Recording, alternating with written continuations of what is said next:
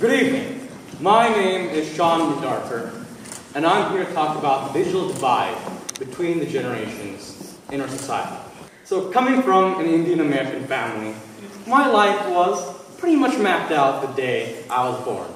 I was slated to be either a doctor or an engineer. And back then, I thought my best friend, Shankar, was the fortunate one. I mean, he had 3 options. 3. He could be a bioengineer, a chemical engineer, or an electrical engineer. So privileged. Anyways, back then for me, technology was the be-all and end-all. I was told that racking up all these accolades in math and technology would somehow put me ahead in the rat race for future STEM success. And ever since 2nd grade, I especially became engrossed, or maybe forced to become engrossed, in learning all these different programming languages, from Java to C++ to Python. And naturally, for me, I held technology in a high regard for revolutionizing and facilitating medicine, communications, entertainment, and so much more. Technology for me became this true emblem of societal progress, as well as my own progress. But, on the other hand, technology can be viewed as a questionable substitute for human interaction. In some cases, like AI, it may even be a disturbing replacement for society altogether. And this very difference in the interpretation of technology is really what defines the stereotypical attitudes that divide the generations. The younger generations seem to be more favorable towards the versatility of technology, while the elderly may be more inclined to criticize the lack of face-to-face interaction. And it all makes sense. Just 10 years ago, the word FaceTime had a more personal meaning, instead of just being some app on a smartphone.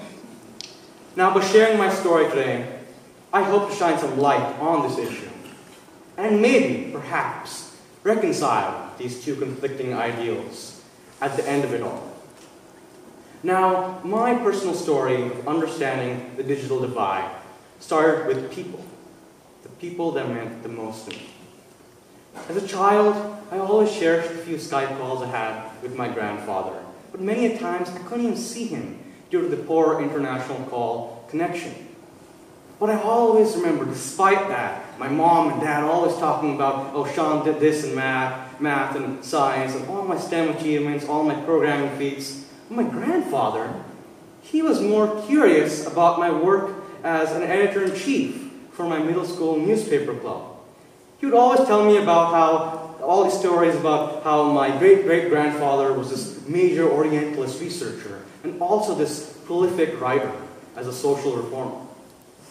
And the journalist in me once got inspired by the speech that Brian Lamb at C-SPAN gave, where he said that a true journalist should first document their family's history.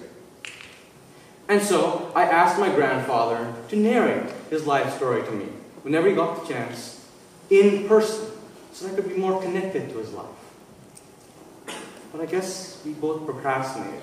But I always did envision that one day where I'd be able to take out my favorite pen and my miniature reporter's notebook and document his unique life experiences. But then the fateful day of April 24th, 2016 came, and I received a call from my mom that I never wished to receive. My grandfather had passed away from Parkinson's disease and consequent complications, and one of the major thoughts that were rushing into my mind was this overwhelming sense of guilt that I wasn't there for him.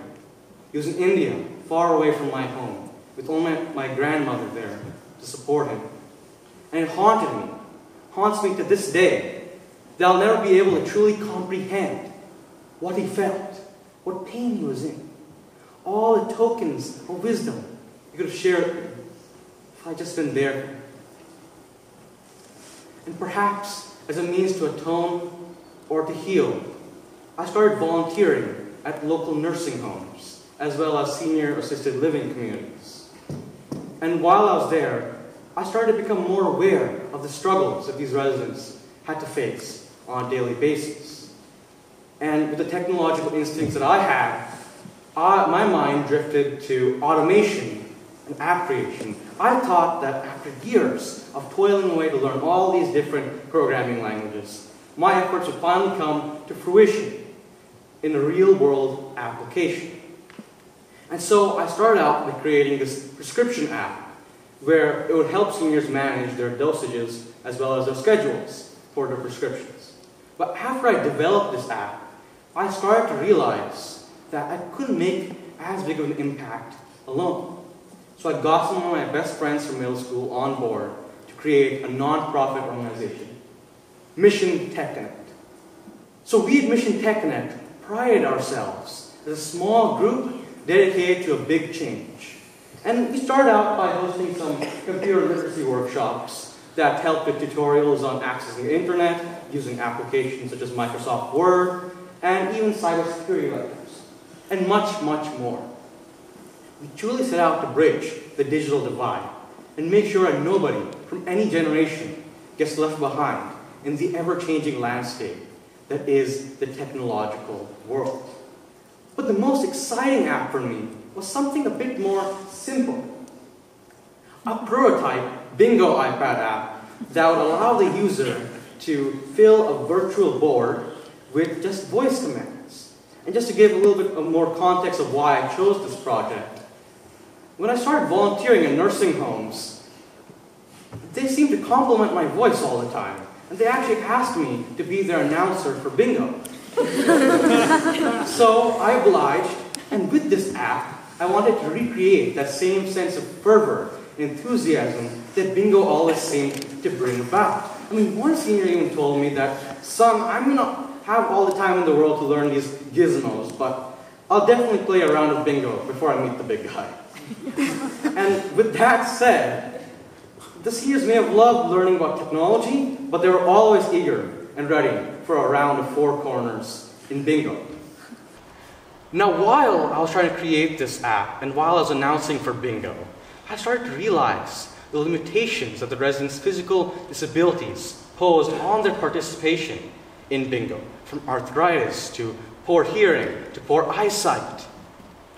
All these physical disabilities disallowed them from participating in Bingo. I mean, I wanted to preserve this one simple constant of Bingo in their lives. So announcing Bingo was just not enough for me.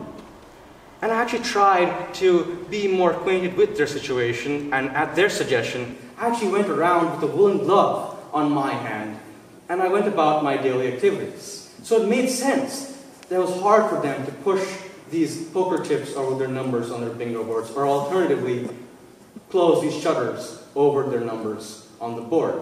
So my idea, with my technological instinct, was to remove the participants' interaction with the physical board from the equation altogether.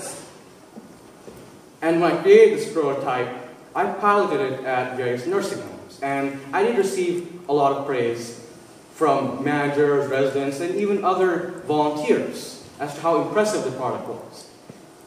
And I did pour a lot of months into the programming process.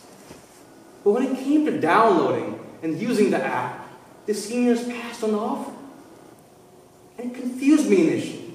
Why would they pass on something that would make their everyday lives just a bit easier? And I attributed this decision to the complexity of the technology involved, and perhaps the seniors' hesitation in using it. So what I did was, I went out and created a simpler design, a magnetic Bingo board with magnetic chips. And again, they were very respectful of my efforts. Some of them kept the prototypes as mementos, but they still weren't too keen on switching out their original boards for these new boards. And that's when the realization dawned on me. They didn't come for the technology. They didn't gather around to learn about how to receive help on their tablet or their laptop.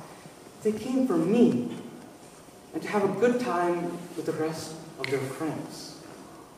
And after I became more disillusioned with my technological instincts, I started spending more time with the seniors, looking through their old photo albums with them and discussing their life stories.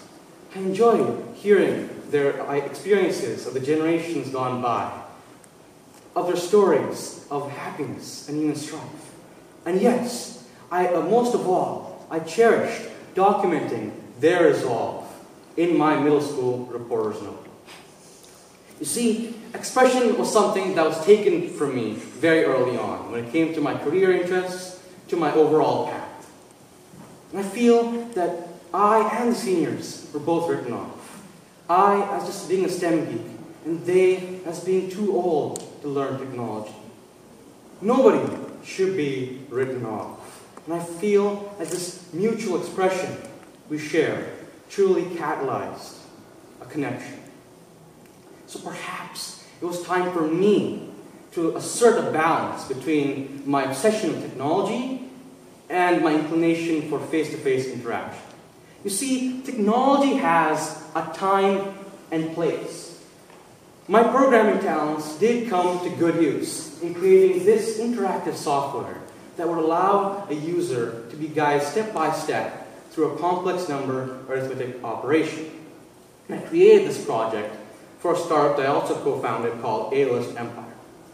Now my work with A-List Empire showed me the wonders that technology can do to bring about the democratization of knowledge and education. But technology should not dictate our stories.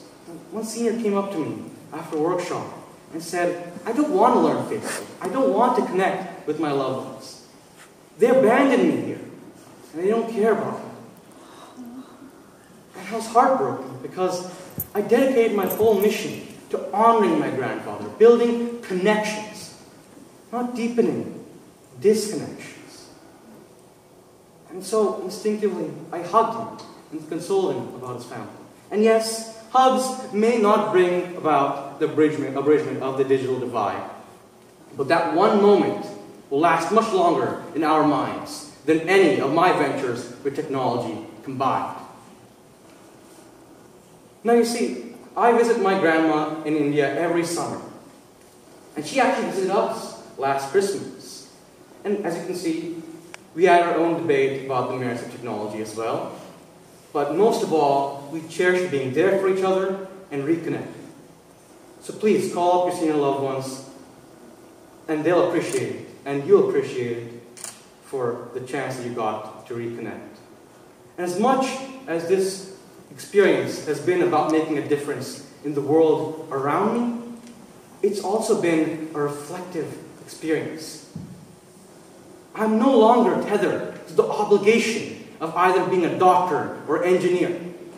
I may still have the heart of a scientist, but I'll take with me the values of integrity and compassion that I've learned from my journey at Mission Tech Connect and my journalism in my future profession. And I also no longer view technology as some unquestionable yardstick of success in life.